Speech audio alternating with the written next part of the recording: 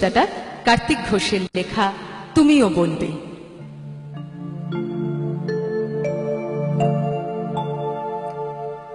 ভালো মেয়ে ঠিক কাকে বলে জানো?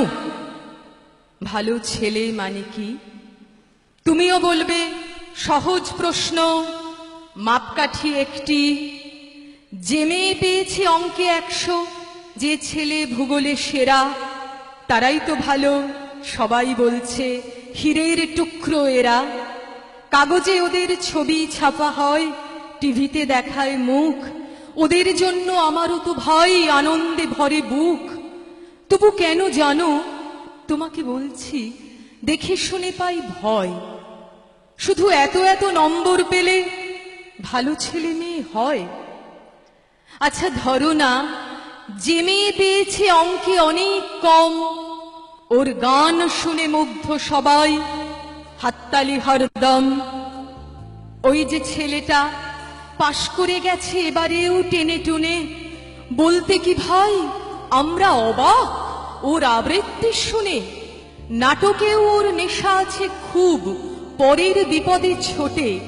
পাড়ার তিন্নি বাংলায় নাকি 30 পেয়েছে মোটে। কিন্তু মেয়েটা খেলাধুলোতে 10খানা গাঁয়ে নামি।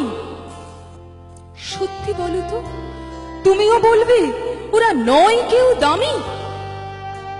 চাই যে অনেক ইঞ্জিনিয়ার, চাই আরো ডাক্তার, পাশাপাশি চাই শিল্পী, খেলুড়ে, স্নেহময়ী সিস্টার।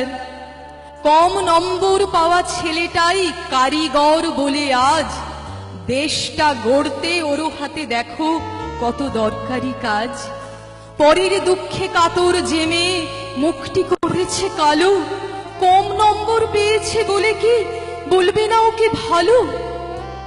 অভাবের টানে কলেজে পড়েনি, ছোট দরমার বাড়ি, তবুও ছেলেটা বাবা মাকে দেখে, ভাড়াতে চালায় গাড়ি। তাই বলছি কি শুধু নম্বরে হয় নাকি মাপকাঠি? ভালো ছেলে মেয়ে বলতে কি ভাই মানুষ চাইছি খাঁটি। আমার ছাত্রছাত্রী